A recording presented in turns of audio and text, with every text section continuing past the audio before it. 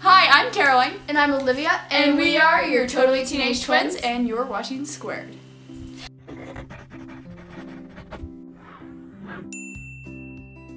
Welcome back this week, guys. For those of you guys who are new here on the Squared channel, I am Caroline. And I'm Olivia, and we post here on Squared every single Thursday. So for today's video, we are going to be giving you guys the review on the iPhone 8. So I have the iPhone 8 Plus, and Olivia has the iPhone 8 just plain Jane. Regular. So yeah, I have 256 gigabytes, and she has 64, right? So we'll be giving you guys a rundown on the different models and sizes, and portrait mode, and all that good stuff. But before we get into the video, be sure to give it a big thumbs up and click that subscribe button down below. Let's get started.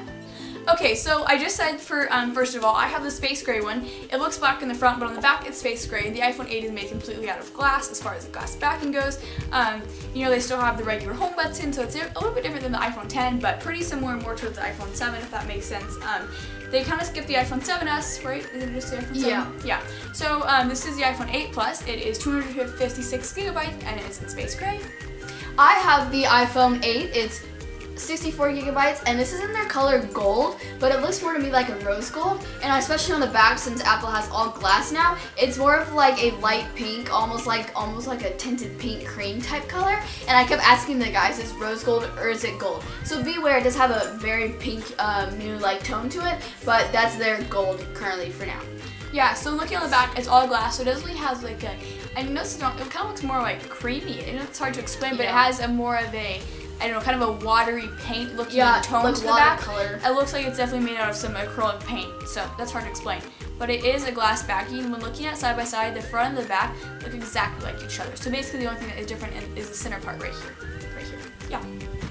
Also, a couple like basic things. The home button, it doesn't press all the way down.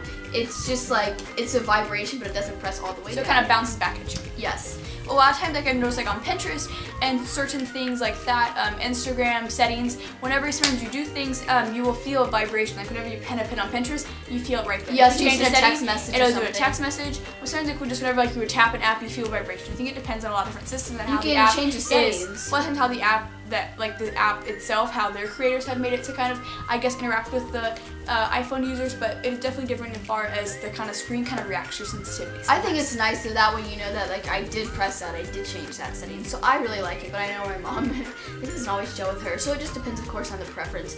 And I know there's a couple different things, is the update in general, not so much the phone.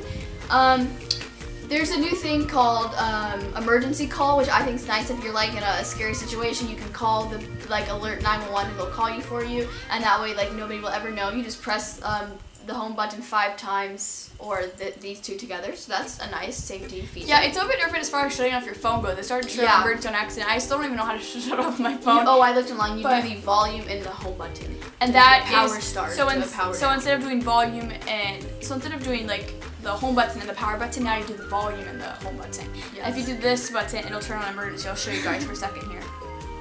If it'll work. Wait, sorry, it's on here. Wait, hold on. Oh, if you press and hold this one, the last time I did it turned it on.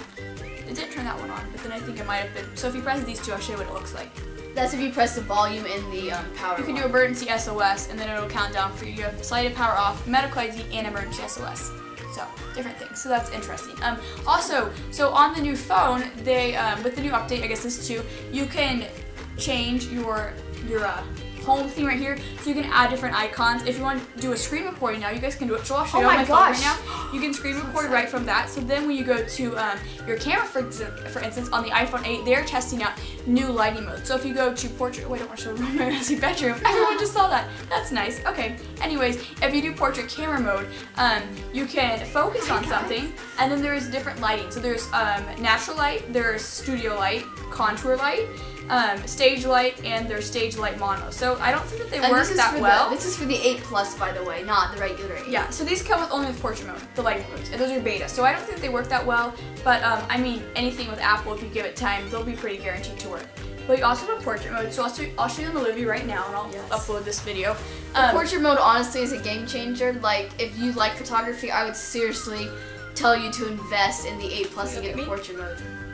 So yeah, definitely portrait mode is so good when it comes to the pluses. I love that. The plus is really big at first, and I was not expecting it to be that big. I mean, it's big, but it's heavy. But like now, whenever I hold a smartphone, I'm like, oh my gosh, like what is this? Does this person know that their phone's a tiny bit tiny? Anyways, you definitely get used to the size quickly, so don't let that hold you back. I love it. It's a much bigger screen. It's so nice to watch YouTube videos on. I've never been a pop socket person. They're kind of like the biggest pet peeve of mine. So I don't know if I'll get a pop socket, but you know, this has definitely made me kind of think a little bit about my ways. So I don't like really like what else to say about it. Their storage is bigger. There's a few changes.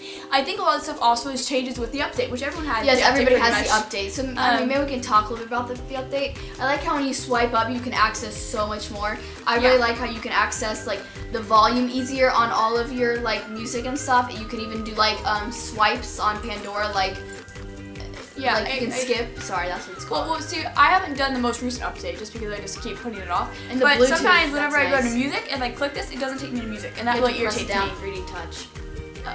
It looks fancy. I don't know. Anyways, it frustrates me because with the update, whenever you're listening to something, instead of it having the big square, it comes in as a notification.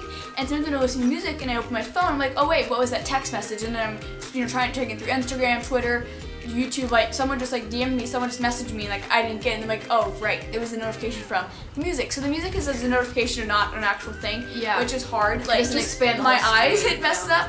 But when Olivia said about having the control center down here, if you go into settings, you can customize this. So I have flashlight, portrait mode, calculator, alarm. I have my camera, and then I have low power mode because I used to never have low power mode in the control center. Gosh. And now you can have it, and it's so great. I also added my wallet, and I added phone recording, so I can record things easier. That's a lot easier for YouTubers instead of having to upload it to your computer. Also, a lot of things I was like, where is the night mode? Well, if you press 3D touch on the sun, it'll bring up the night mode and true tone. True tone I do not like. No, God, so somehow now my phone also, maybe it was my iPad in school. Somehow now things start brightening on their own. And auto brightness, it's worse than but I turned it off. I have turned it off, yet it still keeps going. It'll be dark and my phone will turn on. I'm thinking, I don't want my phone to be brightening, but yet it does. Also, volume's different. Oh, for Airdrop, if you press and hold on Bluetooth, it'll bring up all your Airdrop messages, personal hotspots, Bluetooth, and airplane mode. All that good stuff. So that will even say what Wi-Fi you're connected on right here. So nice. So it'll say what Wi-Fi you're connected on too if you just want to make sure you're on the right one. Thank you guys so much for watching the video. If you made it this far, kudos to you. We definitely love to ramble, especially me when it comes to anything iPhone technology-wise. But thank you for being here. If you did make it this far, be sure to give it a big thumbs up and click that subscribe button down below. Olivia. Let us know down below in the comments if you guys like these type of tech videos. I know we haven't really done them before, but let us know if you do. If you want to see yesterday's video here on Squared, click right over there. If you want to see all the videos that we posted here on Squared, click right over there. And of course, subscribe right over there. We will see you guys next time, and be sure to let us know your video ideas in the comments below. Bye!